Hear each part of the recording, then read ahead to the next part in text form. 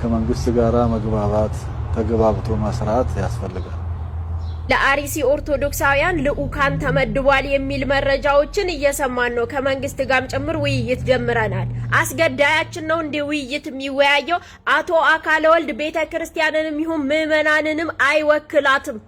እናንተ ዛጋ ለስልጣናችሁ የተወራረዳችሁትን ተወራርዳችሁ አስቀምጣችሁታል። እኛ ምዕመናን ግን አናውቀውም። አስገዳያችን እሱ ነው። አካለ ወልድ አስገዳያችን ነው። ምክንያቱም ደም ረግጦ ቤተ መቅደስ የገባ የደም መስቀል ነው ያዘው። ስለዚህ እንደኚህ ሰዎች አይወክሉንም። አሁንም የቀሩትን ልታስጨርሱ ነው ወይስ ደግሞ ቦታው ላይ ልኡካን ተልከዋል ብላችሁ ሄዳችሁ አርሲ ላይ የሰራችሁትን ድራማ አርሲ ሽርካ ጋዶ ጎቤሳ የሰራችሁትን ድራማ ልትደግሙት ነው? ሆንቆሎ ላይ የሰራችሁትን ድራማ ልትደግሙት? የሞቱት ይሄን ያህል ናቸው፣ የተጎዱት ይሄን ያህል ናቸው ብላችሁ ድራማ ሰርታችሁ ልትመጡ?